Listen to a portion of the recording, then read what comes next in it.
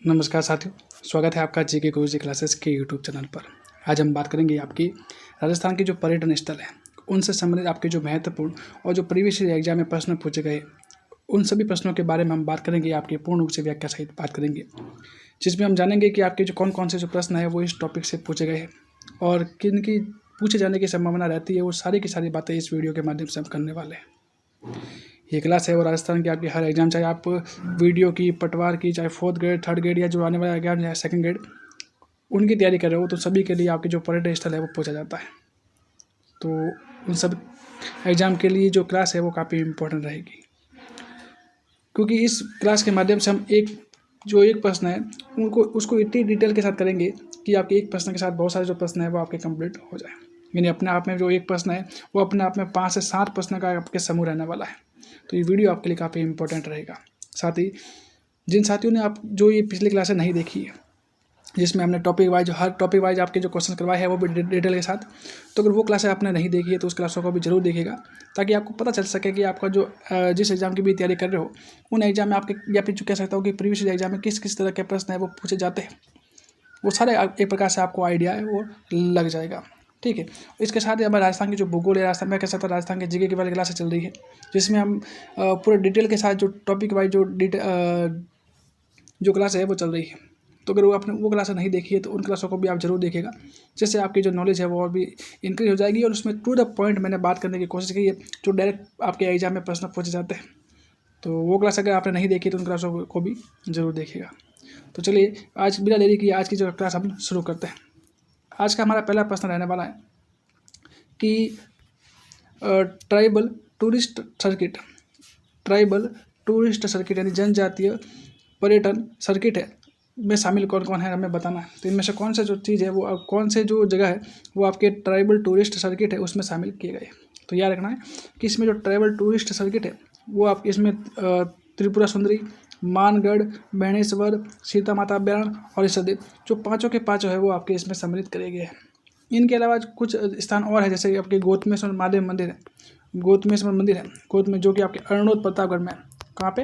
अरनोद प्रतापगढ़ में है। वहाँ पे एक इसमें मात्र कुंडिया है, उसको भी आपके जो कहते हैं कि इसमें जो ट्राइबल टूरिस्ट सर्किट है उसमें शामिल किया गया है।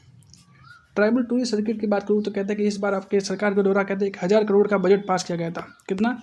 1000 करोड़ का बजट पास किया, ताकि ये खर्च करके इन जो सभी टूरिस्ट सर्किट है उनको और अधिक विकसित किया जाए और पर्यटन को और पर्यटक को दोनों को बढ़ावा दिया जाए।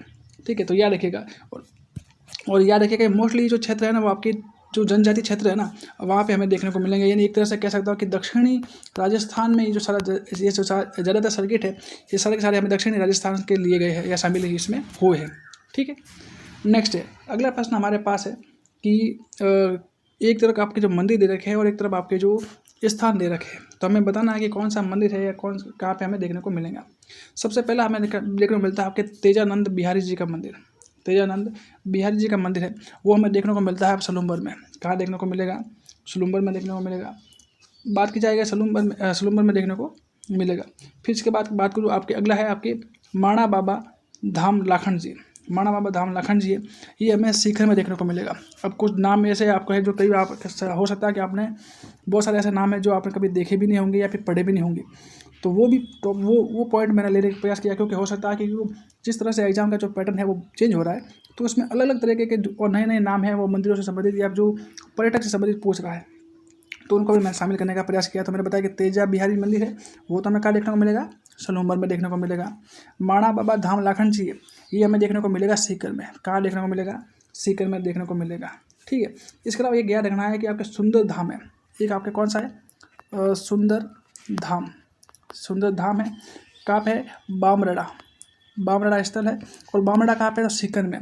तो ये हो सकता है कि आपके बामरड़ा है वो कहाँ पे? खंडेला में है ना, खंडेला में है।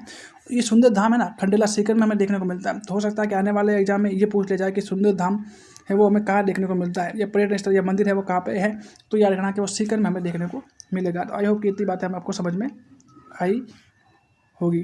ठीक है। नेक्स्ट बात करूँ अगला है आपके सारणेश्वर महादेव मंदिर। कौन सा है? अगला है आपके, ये तो मैं बता दिया आपको सीकर में ना। अगला है आपके सारणेश्वर महादेव मंदिर। सारनेश्वर महादेव मंदिर की बात करूँ तो ये हमें कहाँ देखने को मिलेगा, तो सिरोही में हमें देखने को मिलेगा। और इसके अलावा बात करूँ जगत शिरोमणि मंदिर है, वो हमें देखने को मिलेगा उदयपुर में हमें देखने को मिलेगा। एक बात याद रखना है कि इसमें जगत शिरोमणि आपके जगत शिरोमणि मंदिर है वो तो हमें उदयपुर में है। इसके अलावा मैंने बताया सारनेश्वर महादेव मंदिर है वो आपके सिरोही में, मैंने बताया क्या बताया मैंने, सिरोही में बताया। और सिरोही में ही आपको याद रखना कि चामुंडा माता मंदिर भी है। कौन सा है, चामुंडा माता मंदिर है, वो भी हमें कहाँ देखने को मिलेगा, सॉरी सिरोही में देखने को मिलेगा। कहाँ पे देखने को मिलेगा, सिरोही में देखने को मिलेगा, तो याद रखिएगा। अगले है आपका, इसमें भी आपके मंदिर दे रखा है जो सॉरी जो स्थल दे रखे हैं और आपके जो जिले दे रखे हैं कि आपको 1 से 200 को मिलाना है। सबसे पहले बात करूँ मैं आपके रहना वाली माता जी, रहना वाली माता जी की बात करूँ तो इनका जो मंदिर है हमें धौलपुर में देखने को मिलता है। कहाँ पर, धौलपुर में देखने को मिलेगा। अगला आपकी सरडू माता जी यानी जैसे तांबेश्वर की बावड़ी है वो हमें कहाँ देखने को मिलेगी, हनुमानगढ़ में देखने को मिलेगी। इसके अलावा है आपकी डोवा राम जी महाराज तीर्थ बाल रही है, ये हमें कहाँ देखने को मिलेगी, पाली में। और पाली में बात करूँ तो फालना में, कहाँ पे, फालना में हमें देखने को ये मिलता है। और अगला है आपकी भूतेश्वर नाथ मंदिर जो हमें कहाँ देखने को मिलेगा, टोंक में हमें देखने को मिलेगा। आई होप कि इतनी बातें आपको समझ में आई होगी। इनके अलावा कुछ नाम ऐसे और भी मिलते हैं हमें देखने को जो आपके एग्जाम में पूछे जाने की संभावना जिसकी अधिक रहती है, जैसे रहती है, ठीक है। जिसमें आपके कुछ दे रखा है, इसमें एक तो है आपके लाट बाली माता मंदिर। कौन सी है, लाट बाली माता मंदिर, लाट बाली माता मंदिर, ये ये देखने को मिलता है हमें धौलपुर में। कहाँ पर है, धौलपुर में हमें देखने को मिलता है लाट बाली माता मंदिर। इसके अलावा सवाई भोज मंदिर, इसके अलावा आपकी सवाई भोज मंदिर है। सवाई भोज मंदिर है ना, मैं फिर से बता रहा हूँ आपको कि जो मंदिर है ना वो हमें देखने को मिलते हैं। मैंने ये तो आपको मैंने प्रश्न बता, इसका आंसर मैंने बता दिया। एक जो हनुमानगढ़ है, हनुमानगढ़ में आपके जो और देखने को मिलते हैं, क्या क्या देखने को मिलता है, एक मिलता है हमें सवाई भोज मंदिर। क्या मिलता है, सवाई भोज मंदिर देखने को मिलता है। इसके अलावा गढ़ गोठा है वो देखने को मिलता है। इसके अलावा जो वडनगर है वो हमें हनुमानगढ़ में देखने को मिलता है। और ये इम्पोर्टेंट आता है, एक है आपके श्री अनधनजी, क्या देखने को मिलता है, श्री अनधनजी है वो भी हमें आपके हनुमानगढ़ में देखने को मिलता है। तो ये इंपॉर्टेंट है, याद रखिएगा, क्योंकि हो सकता है कि आपके आने वाले एग्जाम में पूछ लिया जाए, ठीक है। इसके अलावा बात करूँ मैं आपके टोंक के बारे में, किसके बारे में, टोंक के बारे में बात करूँ कि जो ये टोंक है उस टोंक में भी हमें एक मंदिर देखने को मिलता है आपकी सिंगोलिया माता मंदिर। ये मैं इसलिए बता रहा हूँ क्योंकि ये आपके सारे के सारे जो मंदिर है ना वो आपके मोस्टली एग्जाम में किताबों में देखने को मिलते नहीं है, लेकिन एग्जाम में जरूर पूछे जाते हैं। तो सिंगोलिया माता मंदिर टोंक में देखने को मिलता है। और एक इसके अलावा आपके है बद्रीनाथ मंदिर।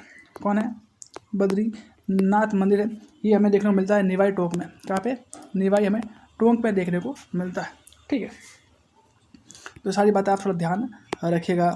नेक्स्ट क्वेश्चन के बारे में बात करूँ, अगला क्वेश्चन हमारे पास है कि इसमें भी कॉलम एक तरफ कॉलम में धार्मिक स्थल दे रखा है और दूसरी तरफ आपके जिले दे रखे हैं, तो हमें बताना। जैसे सबसे पहले बात करूँ खेड़ापा बालाजी मंदिर, ये खेड़ापा बालाजी मंदिर है।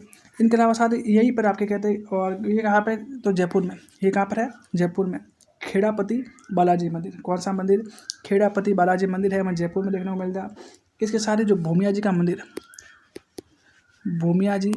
है वो भी हमें जयपुर में देखने को मिलता है, याद रखिएगा।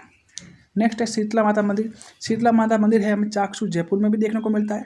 लेकिन इसमें जो ये एग्जाम में प्रश्न आ चुका है और इसमें जो ऑप्शन है उस ऑप्शन के अकॉर्डिंग इस प्रश्न का आंसर बीकानेर हो जाएगा, ठीक है। कौन सा हो जाएगा, बीकानेर। वैसे तो आपके शीतला माता मंदिर है चाकसू जयपुर में देखने को मिलता है, लेकिन इसमें जो ऑप्शन दे रखे उस ऑप्शन के हिसाब से फिर इस मंदिर आपके बीकानेर भी मानना है। और अगर मान लो अगर जयपुर हो तो फिर आप जयपुर भी इसका आंसर कर सकते हो, ठीक है, याद रखिएगा। अगला है इसमें दलहनपुर मठ मंदिर की बात करूँ तो ये हमें देखने को मिलेगा आपके मनोहरपुरा में। कहाँ पे, मनोहरपुरा में। कहाँ होगा, मनोहरपुरा में। और मनोहरपुरा झालावाड़ में हमें देखने को मिलता है। और अगला है आपके नाड़ा बालाजी मंदिर है जो हमें कहाँ देखने को मिलेगा, डीडवाना कोचामन में देखने को मिलेगा। इसके अलावा यहाँ पे यहीं पर कहाँ पे, डीडवाना कोचामन है ना, वहाँ पे हमें पगलिया धाम, क्या बोलता है, पगलिया धाम है, वो भी हमें डीडवाना कोचामन में देखने को मिलता है। तो आई होप की सारी बातें हैं वो आपको अच्छे से समझ में आई होगी। नेक्स्ट है अगला है, इसमें भी हमें कॉलम 1 को कॉलम 2 से मिलाना है। मैं इस तरह के प्रश्न इसलिए लिया मैंने ताकि आपके एक पॉइंट के साथ ही आपके बहुत सारे जो पॉइंट है वो आपके कवर हो सके। जैसे एक पहला बात करूँ इसमें कि गरबा मंदिर, गरबा जी का मंदिर है वो कहाँ पर है, तो वो हमें देखने को मिलता है अलवर में। कहाँ देखने को मिलेगा, अलवर में। इस साथ याद रखना है कि अलवर में एक और मंदिर देखने को मिलता है जो कि इम्पोर्टेंट है, लाल दास जी मंदिर। कौन से है, लाल दास जी मंदिर, लाल दास जी मंदिर है वो भी हमें देखने को मिलता है। अगला है हमारे पास कि जो ये आपके है, अगला है लक्ष्मी नाथ जी मंदिर। कौन सा है, लक्ष्मी नाथ जी मंदिर है। कौन सा है, लक्ष्मी नाथ जी मंदिर की बात करूँ तो लक्ष्मी नाथ जी मंदिर है ना, वो हमें देखने को मिलता है बीकानेर में। कहाँ देखने को मिलेगा, बीकानेर में देखने को मिलेगा। और लक्ष्मी नाथ जी मंदिर के साथ यहीं पर आपके बीकानेर में एक तो है आपका मुरली मनोहर मंदिर, मुरली मनोहर मंदिर, मुरली मनोहर मंदिर देखने को मिलता है। और इसके अलावा हनुमान मंदिर, इसके अलावा हनुमान मंदिर है वो भी हमें बीकानेर में देखने को मिलता है। इंपॉर्टेंट है, याद रखिएगा। नेक्स्ट है अगला है कि आपके बालानंद मंदिर। कौन सा है, अगला है आपके बालानंद मंदिर है। बालानंद मंदिर है हमें भरतपुर में देखने को मिलता है। कहाँ पे, भरतपुर में हमें देखने को मिलता है। और अगला है आपकी वामन देव मंदिर। वामन देव मंदिर है ये आपके देखने को मिलेगा आपके मनोहरपुरा जयपुर में। मनोहरपुरा जयपुर है, वहाँ पे हमें वामन देव मंदिर देखने को मिलता है। तो आई होप की सारी बातें हैं वो आपको अच्छे से समझ में आई होगी। चलते हैं नेक्स्ट क्लास में, सॉरी नेक्स्ट क्वेश्चंस पे। तो अगला है हमारे पास कि सांगा बाबा मंदिर, त्रिपोलिया बालाजी मंदिर और संगी जैन मंदिर कहाँ पर स्थित है हमें बताना है। तो ये सारे के सारे हैं वो आपके सांगानेर जयपुर में देखने को मिलते हैं। कहाँ पे, सांगानेर जयपुर में आपके देखने को मिलते हैं। और याद रखना इसको सभी को, जो सभी मंदिर है ना, इनको धार्मिक पर्यटन सर्किट में शामिल किया गया है। धार्मिक पर्यटन सर्किट है उसमें आपके शामिल कर रखा है। तो थोड़ा इंपॉर्टेंट है तो ध्यान रखिएगा। अगला है हमारे पास कि दाऊ मदन मोहन धार्मिक स्थल किस जिले में हमें देखने को मिलता है। तो दाऊ मदन मोहन आपके धार्मिक स्थल की बात करूँ तो ये देखने को मिलेगा हमें भरतपुर में। कहाँ देखने को मिलेगा, भरतपुर में देखने को मिलेगा। लेकिन इसके अलावा जो 3 ऑप्शन और दे रखे तो उन 3 ऑप्शन में भी आपके कुछ इंपॉर्टेंट हैं जो स्थल है जो हमें मोस्टली एग्जाम में बार बार पूछे जाते हैं। जैसे अजमेर की बात करें तो अजमेर में हमें सबसे बड़ा ब्रह्मा जी का मंदिर है, विश्व प्रसिद्ध ब्रह्मा जी का मंदिर है, पुष्कर में देखने को मिलता है। तो वो आपके अजमेर में है। सवाई माधोपुर की बात करूँ तो इस यहाँ पे हमें कहता है कि जो आपके जो रणथंभौर का जो त्रिनेत्र गणेश मंदिर है, रणथंभौर है, वहाँ पे कहता है त्रिनेत्र गणेश मंदिर है, वो हमें देखने को मिलता है। इसके अलावा बात सीकर की, तो सीकर में हमें आपके कहा जाए आपके रेवासा सीकर है ना, सीकर में जो रेवासा स्थल है उस रेवासा स्थल में हमें कहता है कि जीर्ण माता मंदिर देखने को मिलता है। कौन सा, जीर्ण माता मंदिर भी हमें देखने को मिलता है। तो इम्पोर्टेंट है, याद रखिएगा। अगला हमारे पास प्रश्न है कि निम्न में से कौन सा है वो सुमेलित नहीं है हमें बताना है। सुमेलित नहीं है हमें बताना है। तो एक तो इसमें कि 84 आवास है, तालाब है वो अजमेर में है, तो ये बात बिल्कुल सही है। अगला है कि सूर सागर झील है वो बीकानेर में है, तो ये भी बात बिल्कुल सही है। इसके अलावा प्रेम सागर सरोवर है वो आपके भीलवाड़ा में है, तो ये भी बात सही है। इसके अलावा कुशाल झील है वो जोसा में है, तो ये बात क्या दे रखी है, गलत दे रखी है। ये बात क्या है, गलत दे रखी है कि आपके कुशाल झील है वो आपके दौसा में नहीं है। अच्छा, कई बार होता है कि आपके बहुत सारे ऐसे झीलें जो आपके इंपॉर्टेंट हैं और आपके बार बार एग्जाम में पूछी जाती है, तो उनके बारे में अगर मैं बात करूँ तो आपके सबसे पहले एक तो आता है आपके अजमेर। सबसे पहले मैं अजमेर की बात करूँ, अजमेर में, तो अजमेर में जो सबसे जो एग्जाम की दृष्टि से इंपॉर्टेंट है वो देखने को मिलता है हमें। एक तो वरुण सागर झील, कौन सी देखने को मिलती है, वरुण सागर झील है हमें देखने को मिलती है। इसके अलावा मैं बूंदी की बात करूँ, बूंदी की, तो बूंदी में हमें देखने को मिलती है आपके जैत सागर झील। कौन सी, जैत सागर झील, क्योंकि ये झील ये बार बार एग्जाम में पूछी जाती है। तो जैत सागर झील और नवल झील, कौन सी है, नवल सागर झील या नवल झील है, वो दोनों कहाँ पर हमें बूंदी में देखने को मिलती है। आई होप कि आपको इतनी बातें समझ में आई होगी। फिर अगली झीलों के बारे में बात करूँ तो अगली झील मिलती है हमें बीकानेर में, जो इंपॉर्टेंट है बीकानेर में। कहाँ मिलती है हमें, बीकानेर में देखने को मिलती है। और बीकानेर में देखने को मिलती है वो आपके है सूर सागर झील। कौन सी है, सूर सागर झील है वो हमें देखने को मिलती है, बीकानेर में मिलती है। अगली मिलती है हमें भीलवाड़ा में। कहाँ पे मिलती है, भीलवाड़ा है वहाँ पे देखने को मिलती है। और भीलवाड़ा में इम्पोर्टेंट है ये आपके है क्योंकि इसको भाई कई बार पूछा गया है, वो है आपकी प्रेम सागर झील। प्रेम सागर झील कह सकता हूँ या इसमें कई बार सरोवर लिखा था ना, प्रेम सागर सरोवर है वो देखने को मिलता है। वो कहाँ पर हमें देखने को मिला, आपके भीलवाड़ा में। और अगला है हमारे पास जो सवाई माधोपुर में, ये सवाई माधोपुर का सबसे इंपॉर्टेंट है क्योंकि इसको मल्टीपल टाइम में एग्जाम में प्रश्न पूछा गया। कहाँ से, सवाई माधोपुर की बात करूँ तो यहाँ पे कुछ इंपॉर्टेंट झील है जो हमें बार बार हमें पूछी जाती है।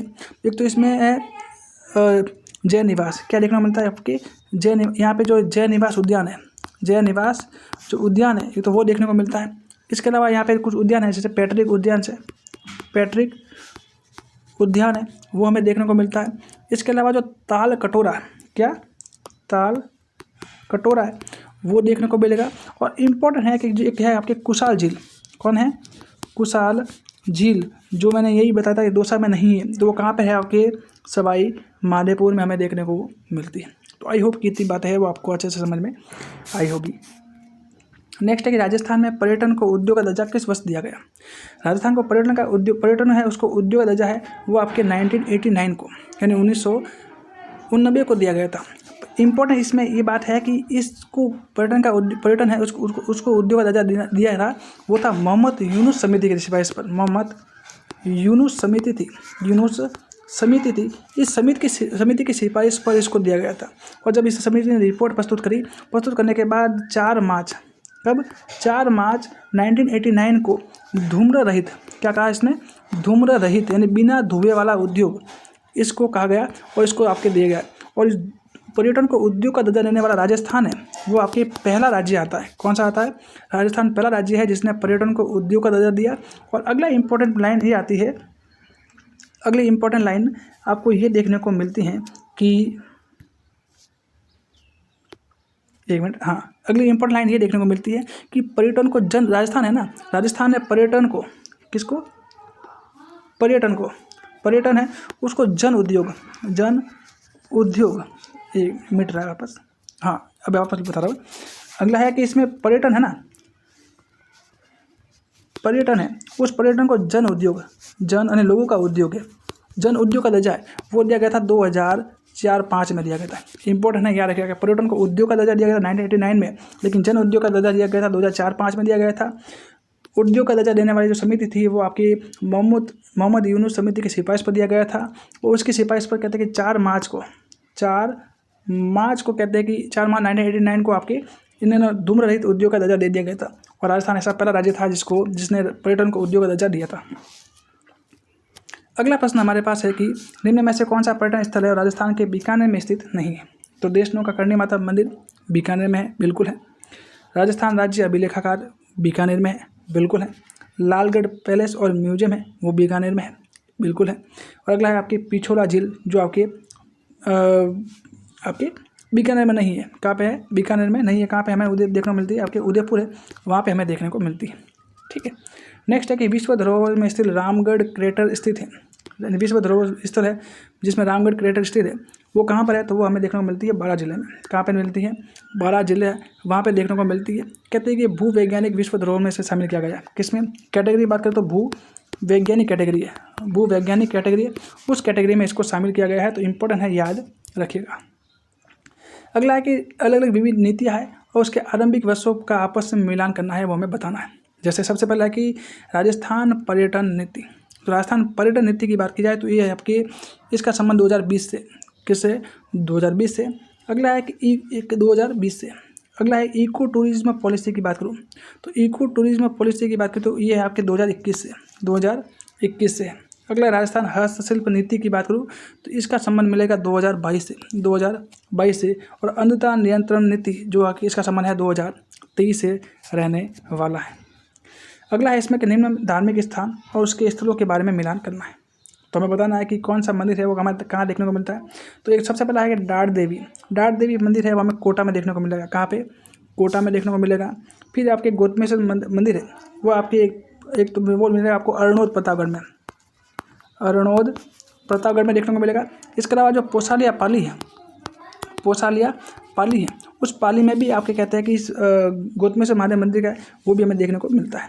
अगला है हल्देश्वर महादेव मंदिर की बात करूँ तो वो देखने को मिलेगा हमें बालोतरा में। कहाँ पे, बालोतरा में। और अगला है आपके अम्बे माता मंदिर है जो हमें पाली जिले में हमें देखने को मिलेगा। नेक्स्ट है कि राजस्थान या भारत में कौन से स्थान को सर्वाधिक रहस्यमय पर्यटन स्थल होने का दर्जा प्राप्त है। तो वो था आपके जो भानगढ़ है। कौन सा है, भानगढ़ है वो उसको पर्यटन में जो भी रहस्यमय पर्यटक है उसमें शामिल किया गया। क्योंकि भानगढ़ वाला है ये आपके कहाँ पे है, अलवर में। इस यहाँ पे जो किला, इस किले को क्या कहते हैं, भूतहा किला, यानी भूतों का किला है, भूतहा किला के नाम से भी जाना जाता है। ठीक है, तो ये बात याद रखिएगा। अगला कि फिल्म सिटी और हाथी गांव कहाँ पे विकसित किए गए, तो वो किए गए हैं आपके जयपुर में किए गए हैं। नेक्स्ट क्वेश्चन है कि देश की पहली पर्यटन पुलिस जयपुर में गठित की गई। तो इंपॉर्टेंट लाइन तो पहले यही आ जाती है कि पहली पर्यटन पुलिस कहाँ गठित की गई थी, तो जयपुर में करी गई थी। और इसकी स्थापना कब हुई, अगर हमें वो बताना हो तो वो बताना है तो वो हम बता सकते हैं कि आपकी 1 अगस्त 2000 को कब की गई थी, 1 अगस्त 2000 को देश की पहली पर्यटन पुलिस है उसकी स्थापना करी गई थी। अच्छा, उद्देश्य क्या था, अगर इसका उद्देश्य पूछ लिया जाए तो क्या था कि जो घूमने वाले जो पर्यटक होते हैं, उन पर्यटक है उनकी सुरक्षा और उनकी सहायता के लिए इनकी जो आपकी गठन है वो किया गया है। ठीक है, नेक्स्ट है कि महाराणा जगत सिंह द्वारा 17वीं शताब्दी में निर्मित जगनिवास को किस होटल में परिवर्तित किया गया है। तो इम्पोर्टेंट है, जगनिवास है उसको आपके होटल में परिवर्तित किया गया है, वो आपके लेक पैलेस में, किसमें, लेक पैलेस है उसमें परिवर्तित किया गया है। इम्पोर्टेंट है, यह रखिएगा कि जो एक कहाँ पे है, तो आपके पिछोला झील में, कहाँ पे है, पिछोला झील में, कहाँ पे है, पिछोला झील में आपको देखने को मिलेगा, कहाँ पे, पिछोला झील में देखने को मिलेगा। याद रखना कि पिछोला झील कहाँ पे है, तो उदयपुर में। यार और इस झील का निर्माण करवाया था आपके अर्णोराज के द्वारा, किसके द्वारा, अर्णोराज है, या जिसे आनाजी के नाम से जानते हैं, आनाजी पृथ्वीराज चौहान तृतीय के आपके दादा थे अर्णोराज जी, इनके द्वारा कहते हैं कि इसका निर्माण आपके करवाया गया था। इनके पुत्र थे सोमेश्वर, और सोमेश्वर के पुत्र थे आपके पृथ्वीराज चौहान तृतीय। ठीक है, याद रखना कि पिछोला झील है ना, इस पिछोला झील है, पिछोला झील कौन है, पिछोला झील। इस पिछोला झील में हमें 2 स्थान देखने को मिलते हैं, एक मिलता है आपके जग मंदिर, एक मिलता है हमें जग मंदिर देखने को मिलता है। याद रखना ये जग मंदिर है ना, इस जग मंदिर को आपके लेक पैलेस में, इसको क्या कहते हैं, वर्तमान में क्या कहते हैं, लेक पैलेस के नाम से जानते हैं, लेक पैलेस के नाम से जानते हैं। यार ध्यान दीजिएगा कि इसका निर्माण है ना, इसका निर्माण है वो करवाया गया था महाराणा कर्ण सिंह के द्वारा, किसके द्वारा, महाराणा कर्ण सिंह है उनके द्वारा इसका निर्माण करवाया गया था। वो करवाया गया था आपके 1620 में करवाया गया था। और इसको पूरा करने का कार्य है, इसको जो पूरा करने का कार्य है वो किया गया था जगत सिंह प्रथम के द्वारा, जगत सिंह प्रथम है उनके द्वारा करवाया गया था। और वो था जगत सिंह प्रथम है ना, और वो करवाया गया था आपके लगभग 1651 में। कब किया था, 1651 में इसको पूर्ण करवाने का कार्य किया था। तो ये तो बात हुई आपके जग मंदिर की। और दूसरा स्थल हमें देखने को मिलता है इसमें आपके जगनिवास, क्या देखने को मिलता है, जगनिवास देखने को मिलता है। जगनिवास की बात करूँ, जगनिवास क्या था, जगनिवास की बात करूँ तो इसे लेक गार्डन पैलेस की भी कहते हैं, क्या कहते हैं, लेक गार्डन पैलेस के नाम से भी जानते हैं। इसका निर्माण है वो जगत सिंह द्वितीय द्वारा, निर्माण है वो आपके जगत सिंह द्वितीय उनके द्वारा करवाया गया था 1746 में, 1746 में इसका निर्माण करवाया गया था। अगला है कि सनसेट के दृश्य को निहारने के लिए पर्यटक राजस्थान के किस नगर में जाना चाहिए। तो वो तो बिल्कुल है आपके माउंट आबू सिरोही है, वो वहाँ पे जाना चाहिए। यहीं पर कहते हैं कि भारत की राजस्थान की सबसे ऊंची चोटी है वह हमें देखने को मिलती है, गुरु शिखर क्या देखने को मिलती है हमें, वो हमें यही देखने को मिलती है ना। नेक्स्ट है कि दूध बावड़ी कहाँ है, तो दूध बावड़ी भी आपके कहाँ है, आबू में, और आबू कहाँ है आपके सिरोही में हमें दूध बावड़ी देखने को मिलती है। कहते हैं यहाँ का जो पानी है ना, यहाँ पे एक कुआं है, उस कुएँ का जो पानी है, कुएँ का जो पानी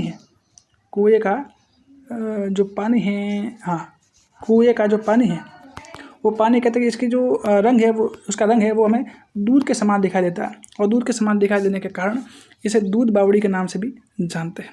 और अगला है आपकी RTDC होटल गणगौर कहाँ स्थित है, तो वो है आपकी RTDC गणगौर है वो आपके जयपुर में स्थित है। कहाँ पर, जयपुर में स्थित है। RTDC इसे पूरा नाम क्या है कि राजस्थान पर्यटन विकास निगम है के नाम से इसे जाना जाता है। तो आई होप कि जितनी भी बातें आज की क्लास हम यही रखेंगे, और इतने ही क्वेश्चन थे ना, तो आई होप कि जितनी भी बातें हमने करी है वो आपको अच्छे से समझ में आई होगी। जैसा कि आपने देखा होगा कि हमने एक प्रश्न के साथ मल्टीपल प्रश्न करने की कोशिश करी, जिसमें हम कम समय में और कम प्रश्नों के माध्यम से आपके बहुत सारा जो कंटेंट है वो आपको रिवाइज करने की और पढ़ने की कोशिश करी है। तो आपको ये क्लास अगर कैसी लगी उसके बारे में आप वीडियो के कमेंट सेक्शन में कमेंट जरूर कीजिएगा, और वीडियो अच्छा लगा तो इसे लाइक और शेयर जरूर कीजिएगा। और अगर चैनल पर नए हैं तो चैनल को सब्सक्राइब भी जरूर कीजिएगा, ताकि ऐसी और भी इन्फॉर्मेटिव वीडियो है वो आपके लिए लाया जा सके। तो और साथ ही जिन साथियों ने आपने जो इसमें पिछले क्लासें नहीं देखी है तो उन क्लासों को भी आप ज़रूर देखिएगा, क्योंकि वो भी आपकी क्लास है वो इतनी ही हेल्पफुल और इम्पोर्टेंट रहेगी। क्या क्या क्या है ना, क्योंकि आप जानते हो कि प्रीवियस ईयर एग्जाम के क्वेश्चन की जो वैल्यू है वो क्या रहती है वो आप भली भांति जानते हो। तो क्योंकि अगर अब वो प्रश्न मिलाओगे तो हो सकता है कि आपका बहुत सारा जो कंटेंट है वो भी रिवाइज हो जाएगा, और इसके अलावा आपकी जो एक आइडिया भी लग जाएगा कि किस तरह के प्रश्न आपके पूछे जाते हैं। तो आज की क्लास यही रखते हैं, मिलते हैं नेक्स्ट क्लास में। तब तक के लिए पढ़ते रहिए, बढ़ते रहिए। धन्यवाद।